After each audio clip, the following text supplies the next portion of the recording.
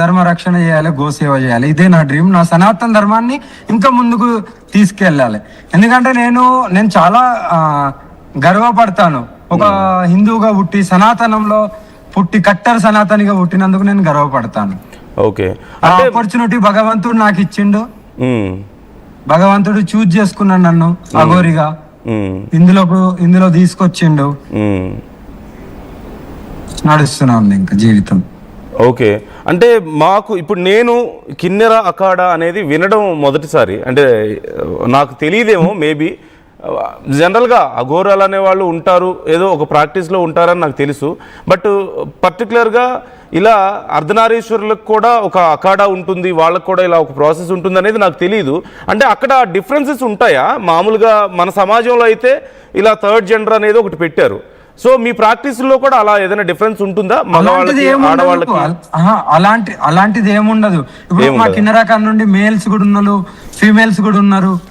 అలా ఉండదు. బట్ ఏంటంటే పేరు కిన్నెర అఖాడా అని పెట్టారు. ఓకే ఓకే, పేరు కిన్నెర అఖాడా అని పెట్టారు. కిన్నెర సమాజాన్ని ఇక్కడ నార్త్ లో ఎలా చూస్తారు అంటే అర్ధనారీశ్వర రూపం, శివ పార్వతి రూపం లాగానే చూస్తారు ఇక్కడ. ఓకే, మీ దేవతల్లాగా భావిస్తారు ఇక్కడ. భావించే వీళ్ళకు కూడా ఒక అఖాడా పెట్టి వీళ్ళని ఇంకా మనము ప్రోత్సహించాలనే థాట్ తోనే ఈ అఖాడా పెట్టి అందరు కలిసిమెలిసి పోయేలాగా ఈ డిసిజన్స్ తీసుకున్నారు అన్నట్టు. ఓకే ఓకే, మీరు ఎందుకని అసలు ఈ దారి ఎంచుకున్నారు? అంటే మొదటి నుంచి ఇలా వెళ్ళాలనే ఆలోచనలోనే ఉన్నారా? ఇప్పుడు రెండు రకాలు, మోక్షానికి రెండు రకాలు ఉంటాయి కదా. ఒకటి గుళ్ళో ఒక సాత్విక విధానంలో చేసేవి ఒకటి ఉంటే, రెండోది క్షుద్రం ఉంది. సో మీరు పర్టికులర్గా ఇటువైపే ఎందుకు వెళ్ళాలనుకున్నారు? అది దైవ సంకల్పం.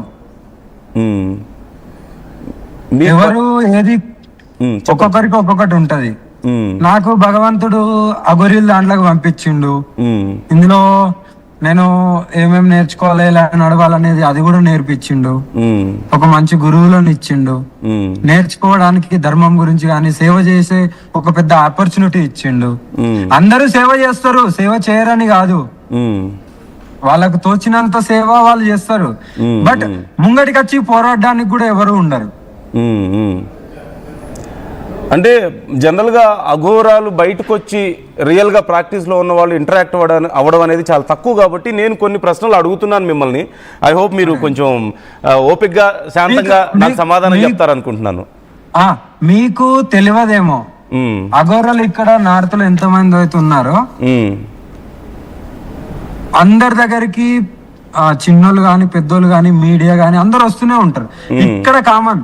ఈ సౌత్ లో ఇదే ఒక విచిత్రంగా చూస్తారు అంతే.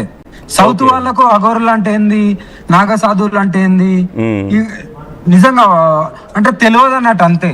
మీరు కుంభమేళలో చూశారు కదా. అవును అవును, కుంభమేళ చూడవరకు. కానీ ఇక్కడ నీకు లైవ్ లో కనబడతారు. నువ్వు మహాకాళేశ్వర టెంపుల్ కి వెళ్ళినా కనబడతారు, నువ్వు శ్మశానం కాడికి వచ్చినా కనబడతారు. అటు ఇటు ట్రావెల్ చేయంగా ఎక్కడో ఒకవేళ అఘోరాలు కానీ సాధువులు కానీ బయటకు వచ్చినా సరే వాళ్ళు ఏదైనా ట్రావెల్ చేసేటప్పుడు కూడా కనబడతారు.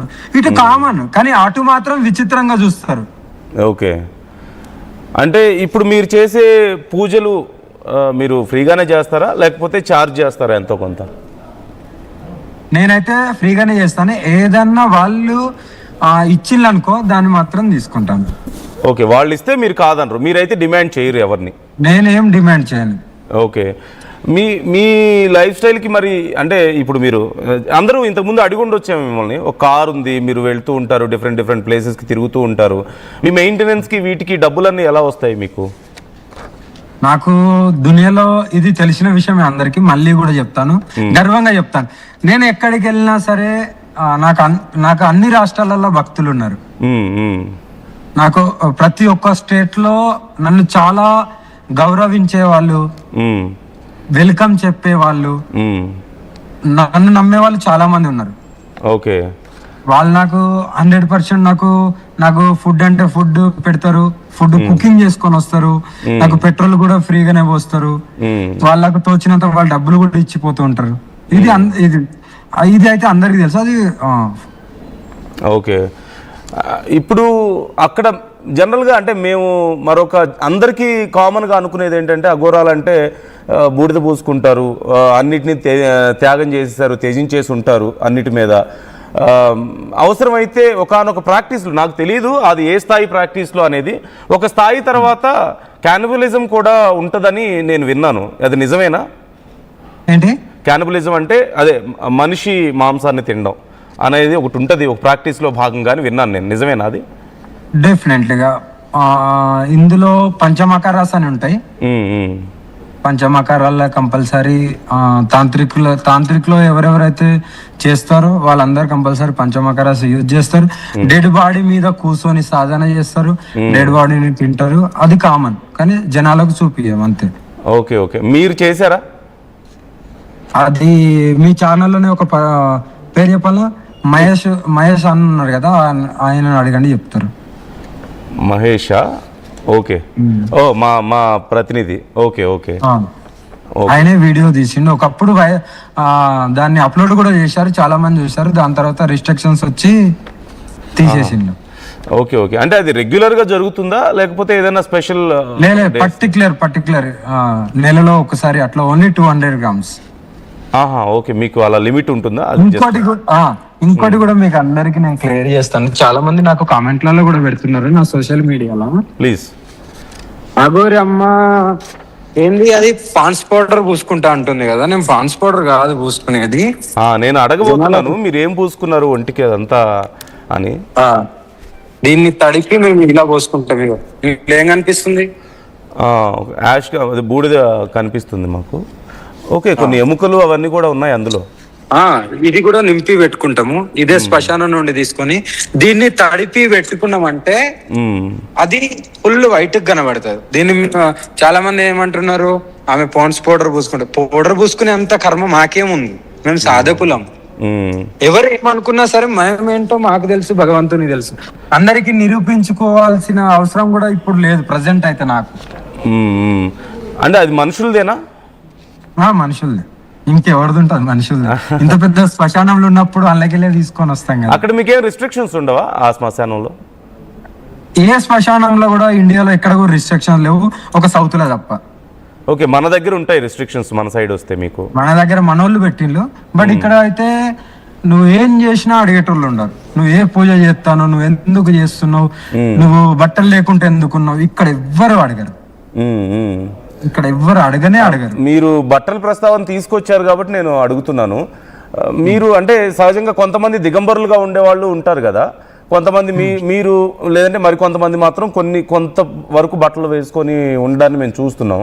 సో డిఫరెన్స్ ఏమైనా ఉంటుందా వాళ్ళకి మీకు? ప్రాక్టీస్ సేమా? సేమ్ ఉంటది. వాళ్ళు ఏంటంటే లంగోటు అట్లా కడతారు. ఇప్పుడు ఏంటంటే నేను అన్ని చోట్ల నేను ఎక్కడైతే బట్ట కట్టానో అక్కడ బట్ట కట్టుకుంటాను. అది ఆల్రెడీ అందరు కూడా పెద్ద పెద్ద గురువులు కూడా అనౌన్స్మెంట్ చేశారు, ఈమెను ఎవరు డిస్టర్బ్ చేయొద్దు, ఈమె ఎక్కడైతే కట్టుకుంటుందో అక్కడ కట్టుకుంటది, కట్టుకోని చోట కట్టుకోదు, ఎవరు ఆమెను ఏమనొద్దని అలా కూడా డైరెక్ట్ చెప్పేసిండు పట్టాభిషేకం అప్పుడు. నేనేంటంటే ఇప్పుడు అందరూ ఒకటే మాట, ఆమె వరవేత తిరుగుతుంది, బట్టలు లేకుండా తిరుగుతుంది అన్నందుకు నేను కూడా సరే, సమాజంలో మనం కూడా ఇప్పుడు తిరుగుతున్నాం కాబట్టి మనకి ఎక్కడైతే అనిపిస్తుందో ఒక్కొక్క ప్లేస్ లో ఒక్కొక్క వాతావరణం ఉంటది, మనకు కొద్దిగా ఆ ప్లేస్ ని బట్టి నేను బట్ట కట్టుకుంటాను. ఓకే, మీ సాధనకి ఈ మోడర్న్ అఘోరి అనే గుర్తింపు ఇబ్బంది ఏం కలగట్లేదా మరి? అంటే మీరేమో దేవుడి సాధనలో ఉన్నారు, ఇప్పుడు సోషల్ మీడియాలో వస్తున్నారు, టీవీలోకి వస్తున్నారు, సోషల్ ఇష్యూస్ మీద కూడా మీరు మాట్లాడాలనుకుంటున్నారు. సో సాధన అంటే అన్ని మీకు ఇంకో విషయం తెలియదు ప్లీజ్. పెద్ద పెద్ద అఘోరాలు కూడా సోషల్ మీడియాలో వచ్చి ఎప్పుడైతే నువ్వు మాట్లాడతావో అది కొన్ని లక్షల మంది, ఇప్పుడు నేను ఉజ్జలు ఉన్నాను, మధ్యప్రదేశ్ వాళ్ళు మాత్రమే చూడాలని లేదు. సోషల్ మీడియాలో ఒక వాళ్ళను రేట్ చేసినామంటే అది వైరల్ అయ్యి గుజరాత్ రాజస్థాన్ దాకా పోతుంది. నువ్వు గుజరాత్